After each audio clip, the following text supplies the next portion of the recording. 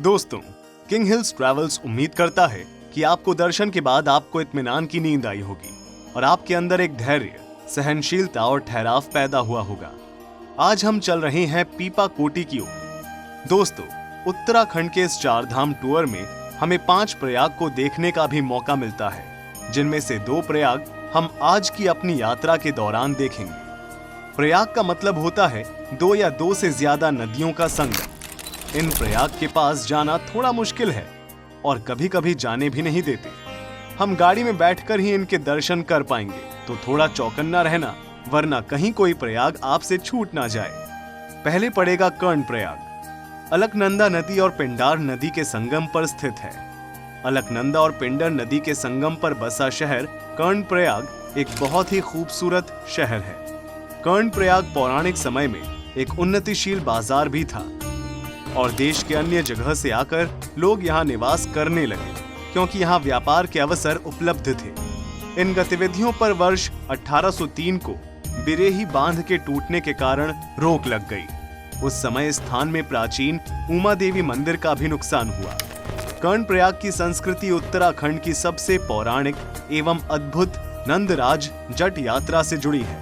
कर्ण प्रयाग का नाम कर्ण पर रखा गया है, जो कि महाभारत का एक महत्वपूर्ण पात्र था, जिस स्थान पर कर्ण को समर्पित मंदिर है। यह स्थान कभी जल के अंदर था और मात्र कर्णशिला नाम के एक पत्थर की नोक जल के बाहर थी।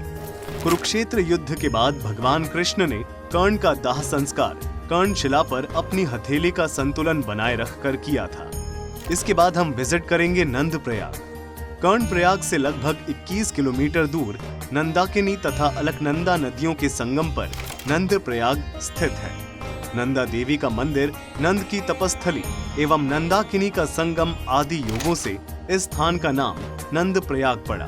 पौराणिक कथा में इसका संबंध भगवान कृष्ण से जोड़ा जाता है। नंद प्रयाग के बारे में पौराणिक कथा में ऐसा कहा जाता है कि स्कंद पुराण में नंद प्रयाग को कण्व आश्रम कहा जाता था, जहां दुष्यंत एवं शकुंतला की कहानी बनाई गई है। पूर्ण रूप से इस जगह का नाम इसलिए बदल गया क्योंकि इस स्थान में नंद बाबा ने सालों तक तपस्या की थी। पौराणिक कथा के अनुसार इसी जगह पर नंद महाराज ने भगवान नारायण की प्रसन्नता की और उन्हें पुत्र रूप में प्राप्त करने के लिए कठिन तपस्या की थी। नंद प्रयाग के संबंध में एक कथा या रहस्य चंडिका मंदिर से जुड़ा है। यह कहा जाता है कि देवी की मूर्ति अलकनंदा नदी में तैर रही थी तथा वर्तमान पुजारी के एक पूर्वज को यह सपने में दिखा।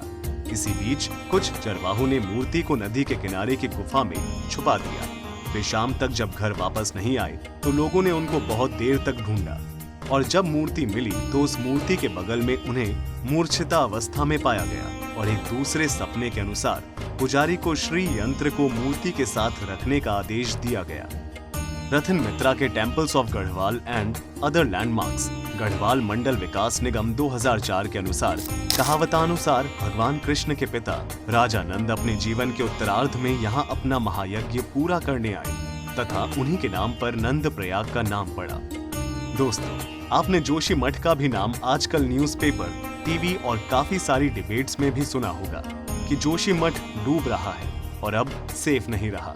तो पहले जोशी मठ के इतिहास के बारे में भी कुछ जान लेते हैं। दक्षिण भारत के केरल राज्य के त्रावणकोर के एक छोटे से गांव में जन्मे आदि शंकराचार्य ने वेदांत दर्शन के प्रसार प्रचार के उद्देश्य से बहुत छोटी आयु में अपनी मलयालम जड़ों से निकलकर सुदूर हिमालय की सुदीर्घ यात्राएं की और असंख्यक लोगों को अपना अनुयायी बनाया। इन अनुयायियों के लिए उन्होंने 4 दिशाओं में 4 मठों का निर्माण किया। पूर्व में उड़ीसा के पुरी में वर्धन मठ, पश्चिम में द्वारिका का शारदा मठ, दक्षिण में मैसूर का श्रृंगेरी मठ और उत्तर में ज्योतिर्मठ यानी जोशी मठ। जोशी मठ के बाद बद्रीनाथ में नारायण के ध्वस्त मंदिर के पुनर्निर्माण का कार्य पूरा कराने के उपरांत वे केदारनाथ गए, जहां 32 साल की छोटी सी उम्र में उनका देहांत। जोशी मठ की ऐतिहासिक महत्ता इस जन विश्वास में निहित है कि आधुनिक हिंदू धर्म के महानतम धर्मगुरु माने जाने वाले आदि शंकराचार्य ने यहाँ शहतूत के एक पेड़ के नीचे समाधिस्थ रहकर दिव्य ज्ञान हासिल किया था। इसी कारण इसे ज्योतिर्धाम कहा गया। यह विशाल पेड़ आज भी फलता फूलता देखा जा सकता है और इसे कल्प वृक्ष का नाम दे दिया गया है। फिलहाल इस वृक्ष से लगा मंदिर भी टूट चुका है। और वह गुफा में भी ध्वस्त हो चुकी है, जिसके बारे में कहा जाता है कि वहां शंकराचार्य ने साधना की थी। वैज्ञानिक और विशेषज्ञ बताते हैं कि जिस ढाल पर यह ऐतिहासिक नगर बसा हुआ है वह एक बेहद प्राचीन भूस्खलन के परिणाम स्वरूप इकट्ठा हुए मलबे के ढेर से बना है। इसका अर्थ यह हुआ कि इस नगर के घर जिस धरती पर बने हुए हैं उसके ठीक नीचे की सतह पर ठोस चट्टाने नहीं, रेत, मिट्टी और कंकड़ पत्थर भरे हैं। ऐसी धरती बहुत अधिक बोझ बर्दाश्त नहीं कर पाती और धंसने लगती है। आज से करीब आधी शताब्दी पहले गढ़वाल के तत्कालीन कमिश्नर महेश चंद्र मिश्रा की अध्यक्षता वाली एक कमेटी ने 1976 में प्रकाशित की गई अपनी एक रिपोर्ट में चेताया था कि जोशीमठ के इलाके में अनियोजित विकास किया गया तो उसके गंभीर प्राकृतिक परिणाम होंगे और डेवलपमेंट के कामों की वजह से यहाँ घरों में दरार पड़ गई। लेकिन गवर्नमेंट ने पूरी तरह से लोगों का साथ दिया और उन्हें तुरंत ही राहत पहुंचाई। हम जोशीमठ से पहले पीपल कोठी में रुकेंगे, जिसको न्यू जोशीमठ भी कहा जा रहा है, और शाम तक हम होटल पहुंच जाएंगे और आराम करेंगे। कल हमें बद्रीनाथ जी के दर्शन भी करने हैं और आज हमारे पास एक्स्ट्रा टाइम है, तो आप रास्ते में जहां परमिशन मिलती है वहां आप रुककर घूम सकती हैं और जल्दी जाकर होटल में रेस्ट भी कर सकती हैं। आप सब सुबह 7 बजे तैयार रहना।